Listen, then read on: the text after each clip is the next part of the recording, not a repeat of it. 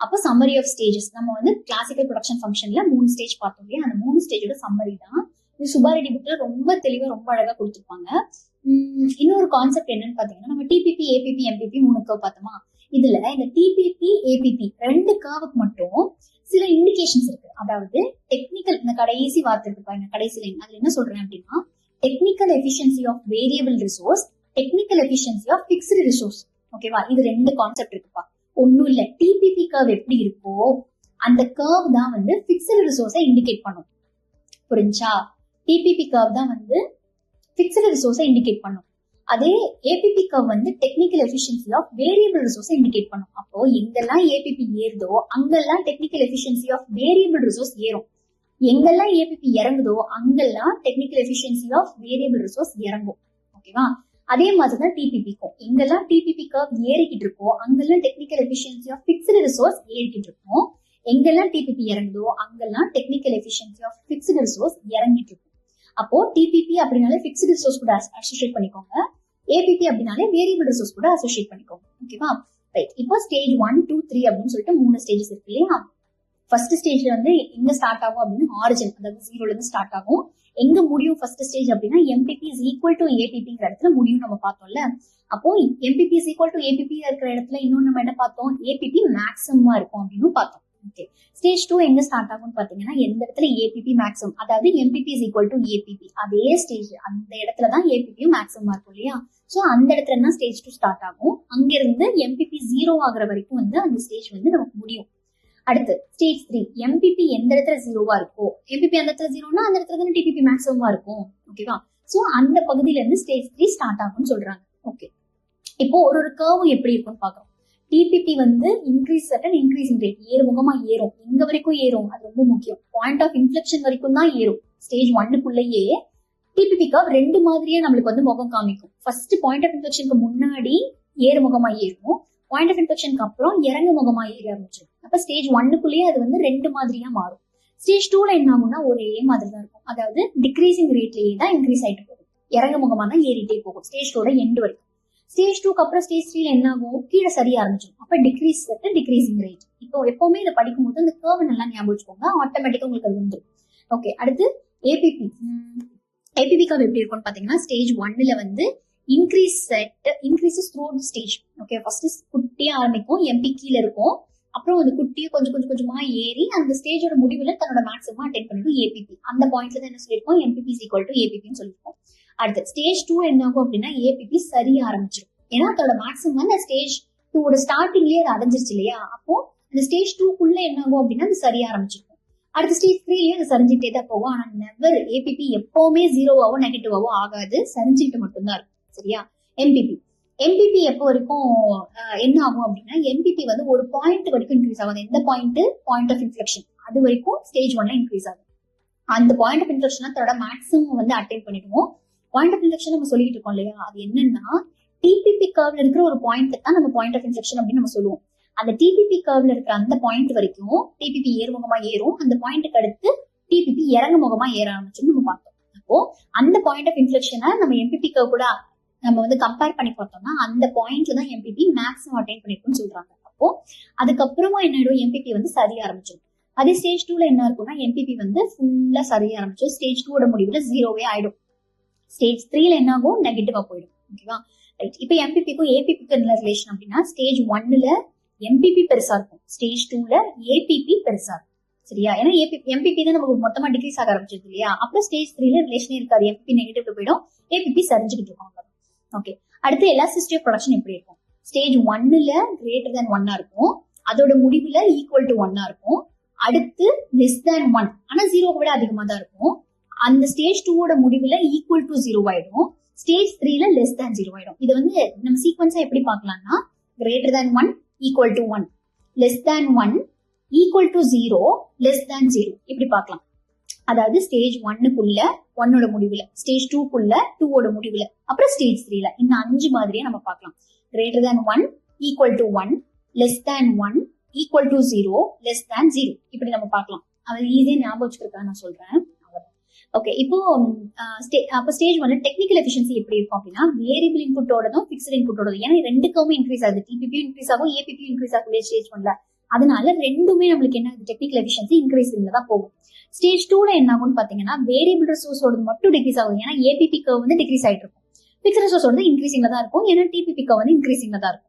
Okay, stage 3ல என்ன ஆகும்னா technical efficiency of variable resource வந்து நமக்கு டிக்ரீஸ் ஆகும், பிக்ஸ்ட் ரிசோர்ஸும் டிக்ரீஸ் ஆகும். ஏன்னா ஏபிபியும் டிக்ரீஸ் ஆகுது, டிபிபி கர்வும் சரிய ஆரம்பிச்சிருக்கு. ஓகேவா, வேரியபிள்னாலே ஏபிபி, பிக்ஸ்டுனாலே டிபிபி கர்வ். Okay right. இது ஃபைனல். இந்த இடத்துல என்ன ஆகுது அப்படின்னா fixed resources are abundant, variable resources scarce. Stage 1ல நம்ம என்ன சொன்னோம், பிக்ஸ்டு ரிசோர்ஸ் அதாவது பிக்ஸ்டு இன்புட்ங்கிறது வந்து ரொம்ப ஜாஸ்தியா இருக்கும், வேரியபிள் இன்புட் வந்து ரொம்ப கம்மியா இருக்கும். அதனாலதான் இதை இர்ரேஷனல் அப்படின்னு நம்ம சொல்றோம். அந்த நெக்ஸ்ட் பாயிண்ட்ல வந்து பாருங்க, அது கூட ரிலேட் பண்ணிக்கோங்க. சப் ஆப்டிமல் அப்படின்னா என்ன அர்த்தம்னா இன்னும் நம்ம வந்து ப்ரொடியூஸ் பண்றதுக்கான ஸ்கோப் இருக்கு. இன்னும் நம்ம வந்து ரிசோர்ஸ் பிக்ஸ்டு ரிசோர்ஸ் கம்மி பண்ணி வேரியபிள் ரிசோர்ஸ் அதிகப்படுத்தி நம்மளால வந்து ஆர்கனைஸ் பண்ணி திருப்பி ஆர்கனைஸ் பண்ணி மாத்தி நம்மளால வந்து எஃபிஷியன்டா இன்னும் நம்மளால ப்ரொடியூஸ் ஆக முடியும் அப்படிங்கிறது தான் இந்த விஷயம் சொல்லுது. பிக்ஸ்டு ரிசோர்ஸ் ரொம்ப ஜாஸ்தியா இருக்கும், வேரியபிள் ரிசோர்ஸ் ரொம்ப கம்மியா இருக்கும். இதுல என்ன இருக்கும், பிக்ஸ்டு ரிசோர்ஸ் அபண்டன்டா இருக்கும், variable resource means variable resource ரொம்ப அபண்டன்டா இருக்கும், பிக்ஸ்டு ரிசோர்ஸ் வந்து ரொம்ப ஸ்கேர்ஸா இருக்காது, கொஞ்சம் தான் வித்தியாசம் இருக்கும். ஆனா ஸ்டேஜ் 3ல வேரியபிள் ரிசோர்ஸ் ரொம்ப ஜாஸ்தியாயிடும், லேபர் ரொம்ப அதிகமாயிடுவாங்க, ஆனா அவங்க வேலை செய்யறதுக்கான மிஷினரி அங்க இருக்காது. அதான் ஸ்டேஜ் 3. அப்போ ஸ்டேஜ் 1 சப் ஆப்டிமல் சொல்றாங்க. சப் ஆப்டிமல்னா ஆப்டிமல் ஸ்டேஜ்க்கு கம்மியா இருக்கு. அடுத்து ஸ்டேஜ் 2 ஆப்டிமல் ஸ்டேஜ்ல கரெக்டா இருக்கு. ஸ்டேஜ் 3 ஆப்டிமல் ஸ்டேஜை விட ஜாஸ்தியா இருக்கு. ஏன்னா அந்த இடத்துல என்ன ஆகுது நம்மளுக்கு, ஆப்டிமல் சப் ஆப்டிமல் அப்படின்னா வந்து நம்ம இன்னும் ரீச் ஆகிறதுக்கு உயரம் இருக்கு. ஓகே, நம்ம வந்து இன்னும் நம்மளோட கம்மியான லெவல்ல தான் இயங்கிட்டு இருக்கோம் அப்படின்னு அர்த்தம். இன்னும் நம்மளால வந்து ரிசோர்ஸ்லாம் ஆட் பண்ணி நம்மளால இன்னும் உயர்ந்த லெவலுக்கு போக முடியும். ஸ்டேஜ் 2 வந்து அந்த உயர்ந்த லெவல்ல தான் இருக்கும், அது ஆப்டிமல் ஸ்டேஜ். ஸ்டேஜ் 3ங்கிறது அந்த லெவலுக்கு ஜாஸ்தியா போயிட்டோம், அந்த லெவலை விட அதிகமா போயிட்டோம், அப்ப அது சூப்பரா ஆப்டிமல் அப்படின்னு நம்ம சொல்றோம். அப்போ ஸ்டேஜ் 1ல நம்மளால இன்புட்ஸை வந்து ரீஆர்கனைஸ் பண்ண முடியும், அதாவது பிக்ஸ்டு இன்புட்டை குறைச்சு வேரியபிள் இன்புட்டை ஏத்துறதுக்கான ஸ்கோப் அந்த இடத்துல இருக்கு. ஸ்டேஜ் 2ல ஸ்கோப் இல்லை, ஏன்னா ரெண்டுமே மோரலஸ் ஈக்குவலா தான் இருக்கும். அப்போ நல்லா தான் அது ப்ரொடியூஸ் ஆயிட்டு இருக்கும், நம்ம போய் எதுவும் வந்து ரீஆர்கனைஸ் பண்றோங்கிற வேலையெல்லாம் செய்ய தேவையில்லை.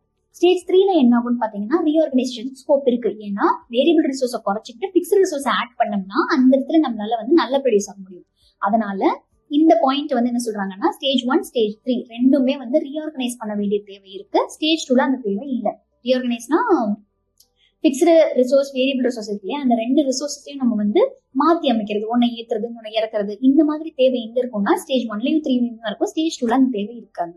ஓகே, இப்போ நம்ம கடைசி ரெண்டு கண்டிஷன் என்னன்னு பாத்தீங்கன்னா optimum level of input, optimum level of output. இது நம்ம பாக்குறது ரெண்டு கிரைட்டீரியா சொல்லியிருந்தோம், அந்த ரெண்டு கிரைட்டீரியா தான். அப்போ எம்பிபி அப்படிங்கிறது ரெவென்யூ சைடு, வருமானம் சைடு, எம்ஐசி அப்படிங்கிறது காஸ்ட் சைடு. ஓகேவா, அதே மாதிரி எம்ஆர்ங்கிறது வந்து ரெவென்யூ சைடு, எம்சி அப்படிங்கிறது காஸ்ட் சைடு. ஃபர்ஸ்ட்ல இருக்கிற ரிலேஷன் வந்து நம்மளுக்கு ஆப்டிமம் லெவல் ஆஃப் இன்புட்டை சொல்றதுக்கு, செகண்ட்ல இருக்கிற ரிலேஷன் வந்து ஆப்டிமம் லெவல் ஆஃப் அவுட்புட்டை சொல்றதுக்கு. அப்போ ஃபர்ஸ்ட் ஸ்டேஜ்ல நம்மளுக்கு என்ன ஆகும் அப்படின்னு பாத்தீங்கன்னா வருமானம் ஜாஸ்தியா இருக்கும், செலவு வந்து கம்மியா தான் பண்ணிட்டு இருக்கோம். எம்பிபி கிரேட்டர் தேன் எம்ஐசி, அப்போ வருமானம் ஜாஸ்தியா இருக்கு, செலவு கம்மியா தான் இருக்கு. அப்ப நம்ம என்ன பண்ணலாம், செலவு கம்மியா தானே ஆகிட்டு இருக்கு, வருமானம் ஜாஸ்தியா இருக்கு, அப்ப நம்ம இன்னும் கொஞ்சம் செலவு சேர்த்து பண்ணலாம். ஓகேவா, அதே ஸ்டேஜ் 2ல என்ன ஆகுதுன்னா வருமானத்துக்கு ஈக்குவலா நம்மளுக்கு செலவாகுது. அப்போ நம்ம அந்த இடத்துல வந்து கரெக்டா தான் இயங்கிட்டு இருக்கோம்னு அர்த்தம்.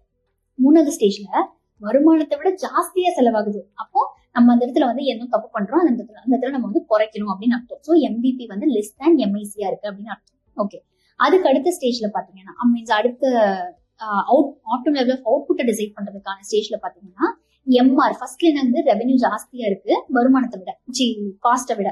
அப்போ வருமானத்தை விட நம்மளுக்கு காஸ்ட் வந்து கம்மியா தான் செலவாகுது, அப்போ நம்ம இன்னும் கொஞ்சம் ஜாஸ்தியா காஸ்ட் செலவு பண்ணலாம் அப்படின்னு அர்த்தம் அவுட்புட்டை ப்ரொடியூஸ் பண்றதுக்கு. ஸ்டேஜ் 2ல என்ன ஆகுதுன்னு பாத்தீங்கன்னா வருமானத்துக்கு ஈக்குவலா தான் நம்மளுக்கு செலவாகுது அவுட்புட் ரிலேட்டடா, அப்ப நம்மளுக்கு ஓகே நல்லா தான் இருக்கும்.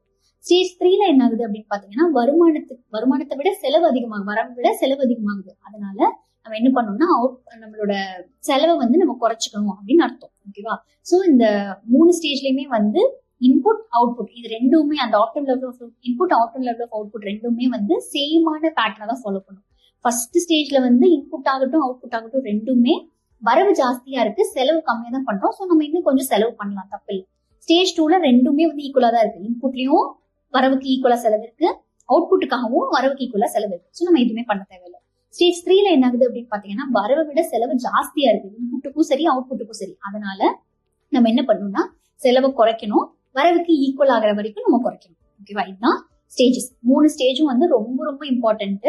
நம்மளுக்கு வந்து இந்த ஸ்டேஜஸ் ஆஃப் கிளாசிக்கல் ப்ரொடக்ஷன் ஃபங்க்ஷன்ல என்ன ஆகும்னு பாத்தீங்கன்னா இந்த டிபிபி எம்பிபி அந்த ரெண்டு ரிலேஷன் வந்து ரொம்ப ஜாஸ்தியா கேட்பாங்க. டிபிபி மேக்ஸிமமா இருக்கும்போது எம்பிபி என்னவா இருக்கும், 0வா இருக்கும்.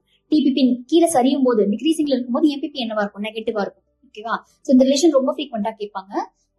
அண்ட் அகைன் எம்பிபிக்கு வந்து எந்தெந்த பாயிண்ட்ல மேக்ஸிமமா இருக்கு, எந்த பாயிண்ட்ல 0வா இருக்கு, எந்த பாயிண்ட்ல நெகட்டிவா இருக்கு, அது எந்தெந்த பர்டிகுலர் ஸ்டேஜ் பாத்துக்கோங்க. நீங்க ஞாபகம் வச்சுக்க வேண்டியது எல்லாமே பாத்தீங்கன்னா அந்த ஒரே ஒரு கிராஃப், அந்த கர்வ் எப்படி இருக்கு, எலாஸ்டிசிட்டி ஆஃப் ப்ரொடக்ஷன் எப்படி இருக்கு. ஓகேவா? இதுதான் வந்து கிளாசிக்கல் ப்ரொடக்ஷன் ஃபங்க்ஷன் நம்ம பார்த்திருக்கோம். ஓகேவா?